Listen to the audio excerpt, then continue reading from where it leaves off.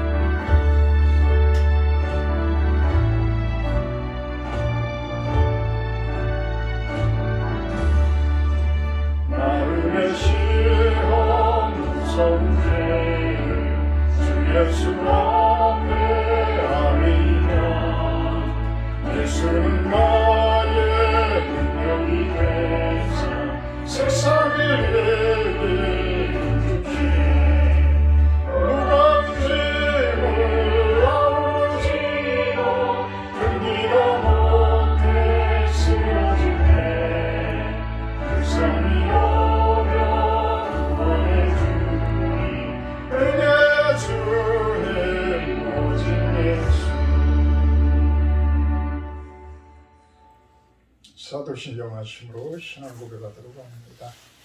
나는 전능하신 아버지 하나님 천지의 창조주를 믿습니다.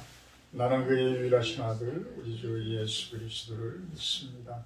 그는 성령으로 잉태되어 동정녀 마리아에게서 나시고 본디오 빌라도에게 고난을 받아 십자가에 못 박혀 죽으시고 장사된 지 4일 만에 죽은 자 가운데서 다시 살아나셨으며 하늘에 오르시어 전능하신 아버지 하나님 우편에 앉아 계시다가 거기로부터 살아있는 자와 죽은 자를 심판하러 오십니다. 나는 성령을 믿으며 거룩한 공교회와 성도 교제와 죄를 용서받는 것과 몸의 부활과 영생을 믿습니다. 사랑의 하나님 감사합니다. 오늘 아침도 이렇게 예배로 기도로 시작을 합니다.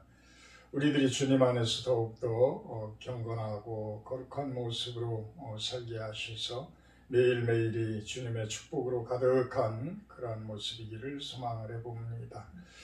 지금 병마로 인해서 싸우며 힘들고 지치고 넘어지는 그러한 분들 계십니다.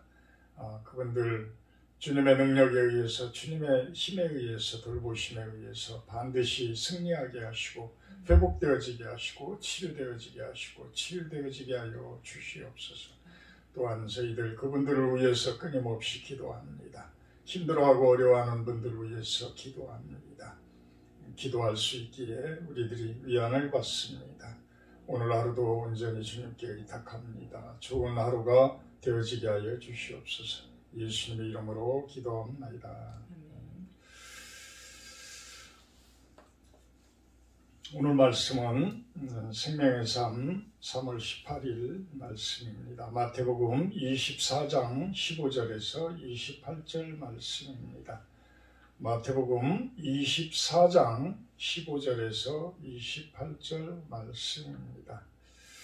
그러므로 너희가 선지자 다니엘이 말한 바 멸망에 가증한 것이 거룩한 곳에 선 것을 보거든 그때에 유대에 있는 자들은 산으로 도망할지어다. 지붕 위에 있는 자는 집 안에 있는 물건을 가지러 내려가지 말며 밭에 있는 자는 겉옷을 가지러 뒤로 돌이키지 말지어다.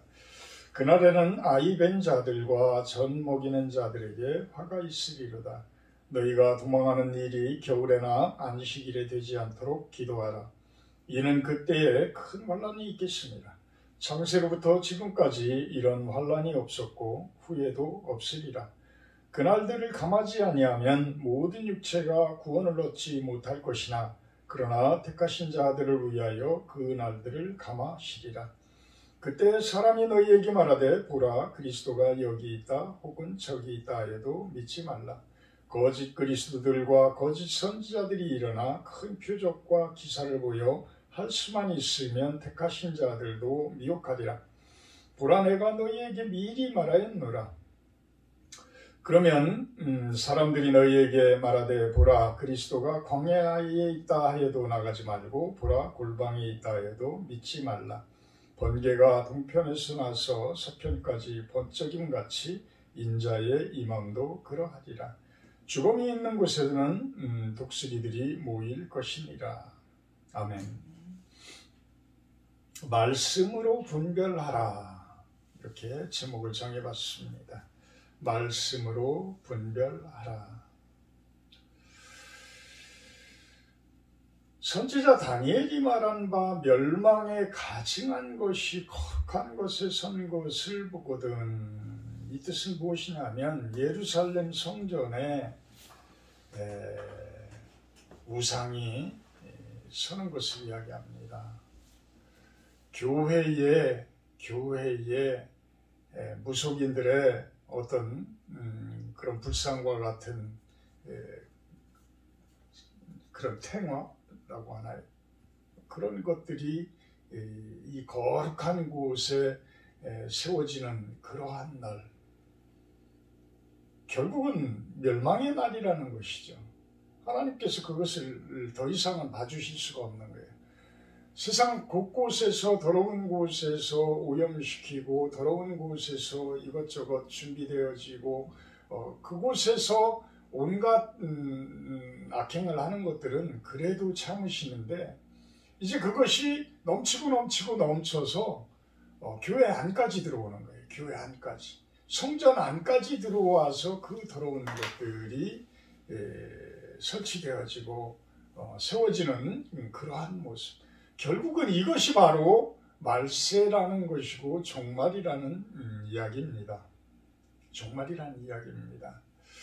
지금 교회의 권위가 점점점 사라지고 교회가 기복신앙으로 변화되어지고 점점 교회 안에 돈이라는 그 우상과 같은 모습이 들어앉아서 가장 거룩해야 할 그곳에 목자들까지도 흔들리며 돈에 흔들려서 가는 모습들, 그러한 모습들이 어찌 보면 지금 15절에서 이야기하는 이 멸망에 가증한 것이 가장 거룩한 곳에 선 것이 아닐까라는 생각을 해봅니다. 여러분들의 마음 속은 어떻습니까? 마음의 성전은 어떤 모습입니까? 우리의 마음의 성전 안에도 항상 거룩함과 예수 그리스도와 하나님께서 내주하셔야 할 텐데 성령의 전인 줄을 알지 못하느냐. 그 거룩한 전이어야 할지인데 그곳에 돈이 들어가 있고 그곳에 탐욕이 들어가서 앉아 있다면 우리 또한 그 멸망을 면치 못할 것입니다. 그때는 유대에 있는 자들은 산으로 도망해라. 이것은 BC 167년에 이방 왕이 예루살렘 성전 안에 제우스 신을 세웠다고 합니다. 예루살렘 성전 안에 제우스상, 그리스 신에 나오는 그 제우스 왕의 신전을, 이 신상을 그곳에 세웠다는 거예요. 그런 모습이 세워지게 되면 산으로 도망해라, 산으로 도망해라. 그래도 그 중에 안전한 것이 산인 모양입니다. 산으로 도망을 해라. 사람들 사이로 숨으라가 아니고, 사회 속으로 숨어라가 아니고 산으로 도망해라. 산으로 도망해라. 17절에 지붕 위에 있는 자는 집안에 있는 물건을 가지러 내려가지 말고 밭에 있는 자는 겉옷을 가지러 뒤로 돌이키지 말아라. 아주 긴박하게 그 재앙은 온다라는 겁니다. 아주 긴박하게 재앙은 임하게 되어진다라는 거예요. 그래서 그 중동 지방은 비가 많이 오지 않기 때문에 거의 지붕들이 평지붕이에요. 플랫한 평지붕입니다. 그래서 평지붕 위에 거닐다가 잘못되어진 것을 본 다윗왕, 밧세바를 본 다윗왕처럼 어떤 건물들이 거의 다 평지붕, 평슬라브지붕으로 되어져 있답니다. 그래서 그 위에서 있는 자는 아래층으로 내려가서 집 안으로 들어가지 말라는 거예요. 물건을 가지러 가지 말아라. 재앙이 임할 때. 참 이 긴박한 모습들은 그에 대한 재앙에 대해서는 홍수 심판과 소돔과 고모라 심판을 우리는 성경에서 보고 심판 때가 어떤 모습인지를 가늠하지요. 가늠합니다. 그래서 그와 같이 소돔과 고모라의 유황과 불로 그 내리지는 그 심판 가운데에서 어디로 피하겠어요? 어디로 피하겠어요? 그곳을 피하는 수밖에 없는 거예요. 그 심판받는 그 장소를 피해서 가라. 그나마 정결한 곳이 산이니까 그 산으로 가라. 결국 더러운 곳에 그곳에서 남아있지 말아라 라는 이야기죠. 남아있지 말아라. 너희가 너희 안에 더러운 일들을 통해서 심판을 받는다라고 그러면 그 집안으로 다시 들어가지 말아라. 집안으로 다시 들어가지 말아라. 밭에서 일을 하고 있다면 겉옷을 가지러 뒤로 돌아보지 말아라. 뒤돌아보지 말아라. 롯의 아내가 뒤돌아봤다가 어떻게 돼요? 소금기둥이 되어지잖아요. 그러니까 세상적인 곳에서, 그 더러운 곳에서, 탐욕적인 곳에서, 그 욕심이 난무하는 곳에서 피하라고 하는데, 돌이키라고 하는데 자꾸만 쳐다보는 거예요. 자꾸만. 우리들은 안 그런가요? 우리들도 그렇잖아요. 그 애굽에서 나와라, 애굽에서 나와라 그래 실컷 꺼내놓고 이제는 좀 정결한 모습으로 하나님을 섬기라 해서 광야 생활을 하는데, 광야 생활이 힘들으면은 애굽 생각을 한다니까. 애굽을 그리워합니다. 그러면서 모세를 공격하고 아론을 공격하고 그러한 모습들을 보여요. 결국은 우리들의 모습입니다. 기왕 하나님께로 와서 하나님께 순종하기로 하였다면 그곳을 바라보라는 거예요. 그곳을 바라보라. 뒤돌아보지 말아라. 19절에 그날에는 아이벤 자들과 젖먹이는 자들에게 화가 있으리로다. 참 아이벤 자들과 젖먹이는 자들은 아주 약한 모습이죠. 그죠? 아주 약한 자들이에요. 홀몸이 아니기 때문에. 그러면서도 자기가 뵌 아기와 또 키우는 아기는 자기 목숨보다도 더 소중히 생각을 합니다. 그런데 재앙이 왔다. 그런데 심판이 왔다. 얼마나 아프겠어요. 그분은 몇 배 더 아플 거예요. 자기 혼자 심판받는 것보다 훨씬 더 아픔이 더할 겁니다. 그 심판에 대한 그 고통이 훨씬 더 더할 거예요. 재앙을 두세 배 이상으로 받는 모습일 겁니다. 그러면서 20절에는 겨울에나 안식일에 되지 않도록 기도해라. 유대인들의 겨울은, 중동 지방의 겨울은 비가 많이 온다고 합니다. 그래서 피하기가 쉽지가 않은 거예요. 피난 생활하기가 쉽지가 않은 거예요. 그래서 그렇지 않을 때 와라. 우리 한국 전쟁이 6월 25일 딱 전쟁하기 좋을 때 일으켰습니다. 한겨울에 안 일으키잖아요. 한겨울에. 그러니까 한겨울에는 얼마나 힘들었다고 그래요. 우리들은 모르지만 1.4 때나 뭐 이때는 참으로 힘들었다고 합니다. 안식일은 유대인들이 그 심적으로도 아주 그 안식일을 범하는 것에 대해서 큰 죄를 범하는 것이기 때문에 그 1.8km 이상을 안식일 날은 이동을 하면 안 된다는 규정이 있답니다. 1.8km? 그러니까 1.8km면 제가 요즘에 전이 테니스 공원까지 테니스하러 체육공원까지 자전거를 여기서 타고 가는데 5km입니다. 왕복 10km 정도 되는데 그것에 3분의 1 정도 되는 거리, 그것만 이동할 수 있다. 하루에 이동할 수 있는 거리가 참, 그래서 그러한 마음적인 심적인 부담까지도 오히려 배가가 되어진다. 21절, 그때 큰 환란이 있겠습니다. 창세로부터 지금까지 이런 환란이 없었고 후에도 없으리라. 그 날들을 감하지 아니하면 모든 육체가 구원을 얻지 못할 것이니 그러나 택하신 자들을 위하여 그 날을 감하시리라. 결국은 큰 환난, 하나님의 심판이 있는 그날에는 모든 육체가 힘들어진다는, 모든 육체, 결국은 성도들도 힘들어진다. 성도들도 힘들어진다. 그러면 일반인들과 성도들과는 무슨 차이가 있을까요? 무슨 차이가 있을까요?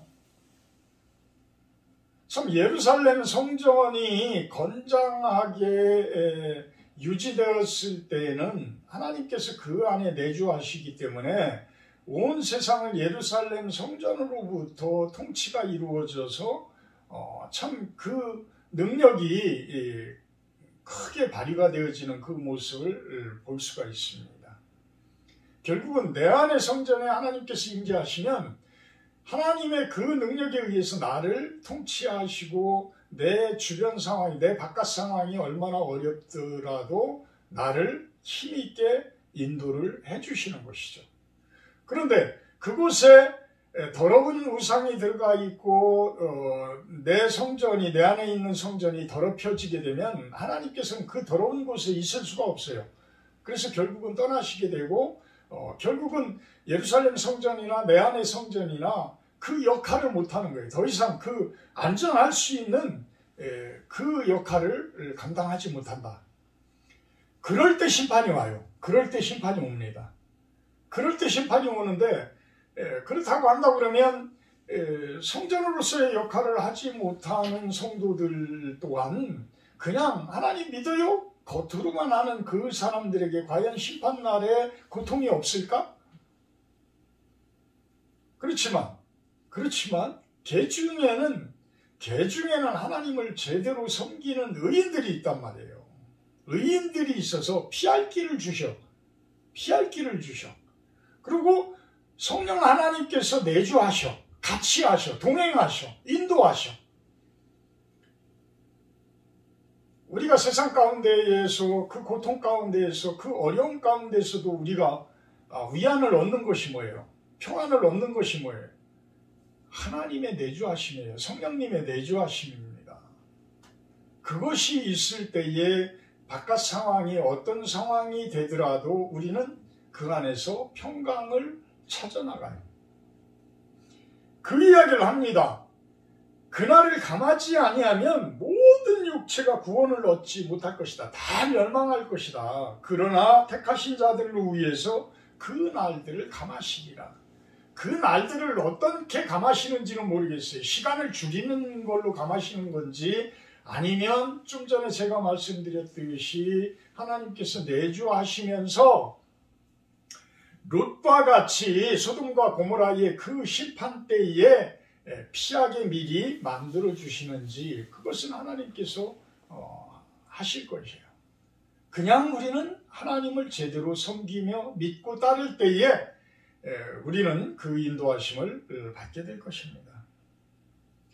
물론 우리는 내 일가 친척, 나와 가장 친했던 사람, 심지어는 내 아내, 내 아들, 내 며느리, 내 딸, 그 고난당하고 죽어가는 모습을 바라보는 것만 하더라도 우리는 큰 고난 가운데 있는 거예요. 고통 가운데 있는 것일 겁니다. 그래서 우리가 자녀들을 위해서 그렇게 간절히 기도하는 것이고 우리 친척, 친지들을 위해서 우리 이웃들을 위해서 그렇게 간절히 기도하는 것입니다. 그런데 희망적인 것은 소돔과 고모라 땅에 의인 10명만 있더라도 멸망시키지 않겠다고 하신 하나님의 말씀. 그 많은 자들, 의인 50인, 의인 40인, 30인, 10명, 아브라함이 그렇게 참 강구를 했었는데도 10명만 돼도 멸망시키지 않겠다. 우리는 그 10명 안에 들어있는 그러한 의인들로서 끊임없이 우리 한국교회를 위해서, 대한민국을 위해서, 온 세상의 하나님 나라를 위해서 기도하는 여러분들이 되기를 축복합니다. 23절부터는 이제 예수님의 재림에 대해서 이야기를 합니다. 그 재림 때에는 또한 영적인 그런 사탄들의 공격이 오게 되어지는데 그것을 어떻게 분별을 해야 되냐, 어떻게 분별을 해야 되나, 그 부분을 예수님께서는 이야기를 하고 계십니다. 그때 사람이 너희에게 말하되 보라 그리스도가 여기 있다 혹은 저기 있다 해도 믿지 말아라. 이것은 여기저기에서 내가 그리스도다, 내가 메시아다, 천지사방에서 이단들이 득세를 한다는 것이죠. 득세를 한다는 거예요. 아주 유명한 모습으로 등장들을 하는 거예요. 화려한 모습들로 등장을 하는 거예요. 그래서 내가 진정한 제2의 그리스도다, 재림 예수다 라고 하는 자들까지도 있습니다.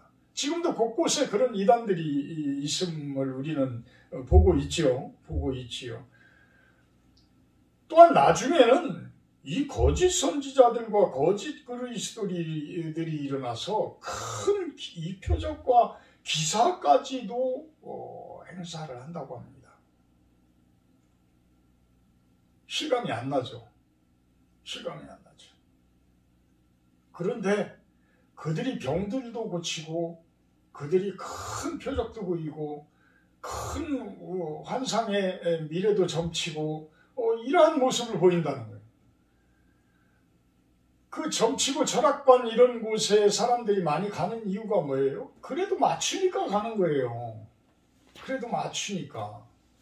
그 점쟁이들이 그 구슬하면서도 자신들을 어느 정도 파악하고 맞추기 때문에 그곳을 가서 점을 보고 그곳에서 구슬하고 이러는 거예요.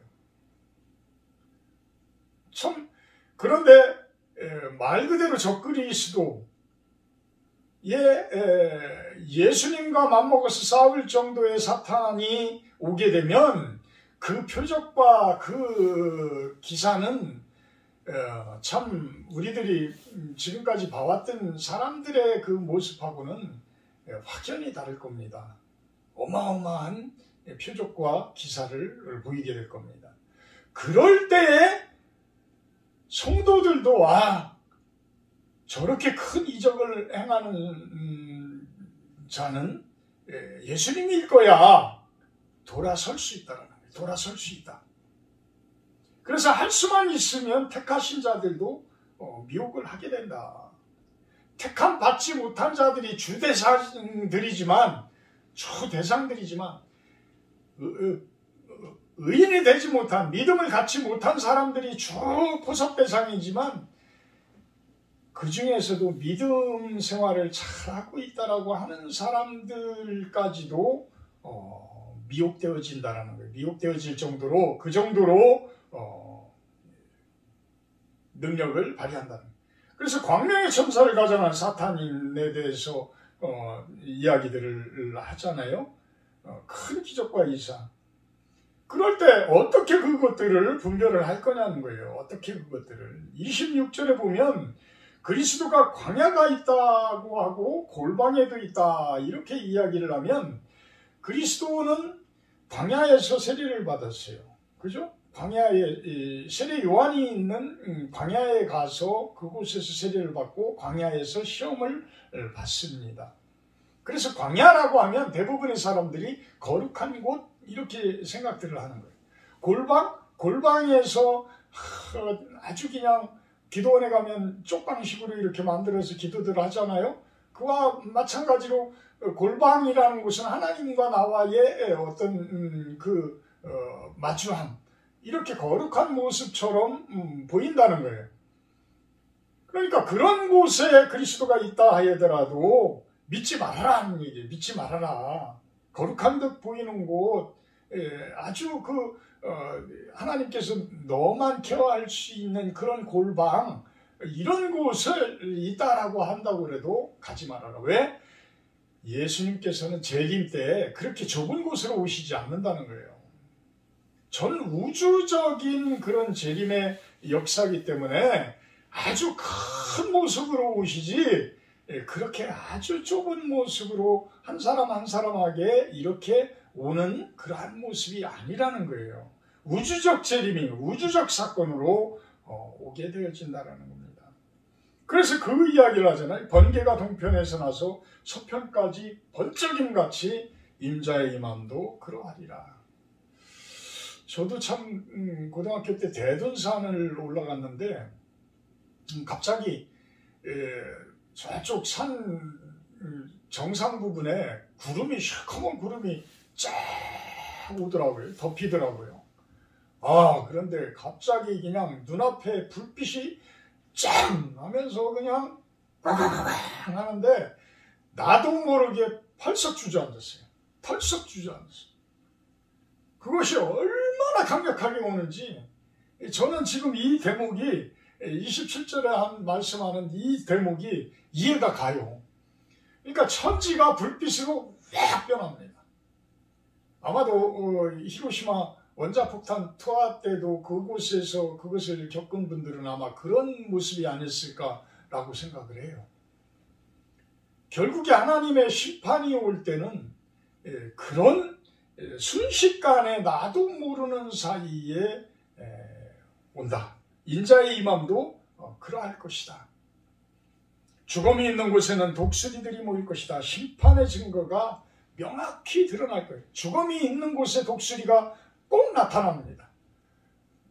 이 세상에 제가 동영상도 한번 올렸지만 이곳 전이에 철원 평야에만 있던 그 독수리, 그 큰 독수리들이 이곳에서 25마리나 제가 봤어요. 내려앉아서 무엇을 그렇게 찍어 먹는지 모르지만 그 거름탕에 거름을 뿌려놨는데 밭에 그곳에 아마 그 썩은 뼈 이런 것들이 들어있었나 봐요. 그러니까 그것을 발견하고 그것을 뜯어 먹는 것 같더라고. 그러니 얼마나 더러운 모습이에요.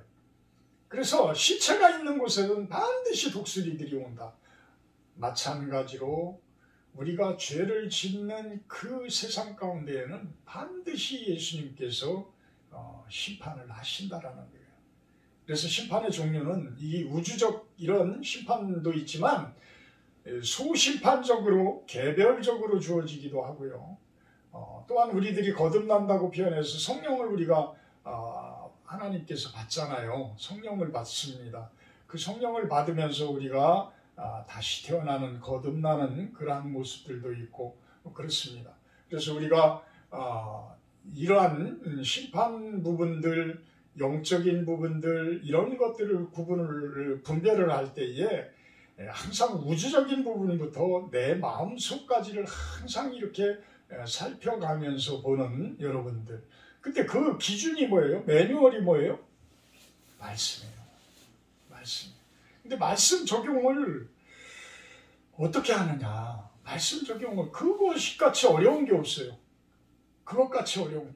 저도 지금 새벽마다 이렇게 설교를 하지만 이 설교 준비를 안 할 수가 없습니다. 그냥 이렇게 동영상으로 촬영을 안 할 때는 편해요. 그냥 있는 그대로 제가 말씀을 드리면 되고 성도가 없을 때는 저 혼자 묵상하면서 가면 되기 때문에 참 편한데 이렇게 대중 앞에 서야 되고 이것이 어떤 영상으로 이제 전 우주적은 아니지만 전 세계적으로 이렇게 나갈 수 있기 때문에 참 그 말씀에 입각해서 설교를 준비한다는 것 참 어렵습니다. 그래서 책을 표준적인 책들을 주석서들을 놓고 그것들을 보면서 설교 준비를 합니다. 그래서 여러분들도 보게 되면 성경책에 대부분 보면 하나님의 말씀이 위에 쪽에 있으면 밑에 이렇게 말씀을 해석해 놓은 주석들이 있어요. 근데 주석 성경은 이 말씀을 해석한 밑에 해석 부분이 상당히 양이 많습니다. 그래서 말씀을 공부하시고 싶으신 분들은 그런 성경을 사세요. 그런 성경을 사시면 그래도 많이 도움이 됩니다.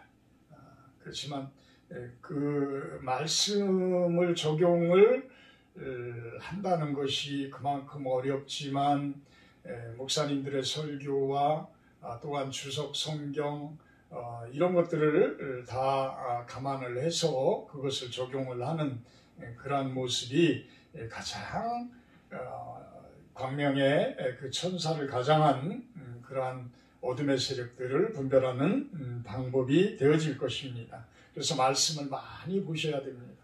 말씀으로 분별을 하는 여러분들이 되기를 축원합니다. 사랑의 하나님 감사합니다. 사실 우리들은 작은 심판들을 끊임없이 내 생애 동안에 받고 있음을 봅니다. 우주적인 그런 심판은 하나님만이 아신다고 하십니다.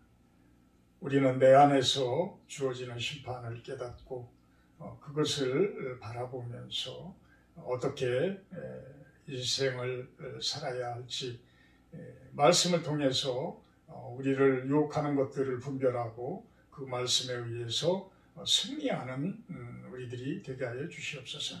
그리하여서 하루하루 우리들의 삶이 하나님의 기쁨이 되고 영광이 되어지는 그러한 삶들이 되기를 축복하고 축원합니다. 감사드리며 예수님의 이름으로 기도합니다. 하늘에 계신 우리 아버지여, 이름이 거룩히 여김을 받으시오. 나라의 임하옵시며 뜻이 하늘에서 이룬 것 같이 땅에서도 이루어지이다. 오늘날 우리에게 용할 양식을 주옵시고 우리가 우리에게 죄진 자를 사하여 준 것 같이 우리의 죄를 사하여 주옵시고 우리를 시험에 들게 하지 마옵시고 다만 악에서 구하옵소서. 되게 나라와 권세와 영광이 아버지께 영원히 있사옵나이다.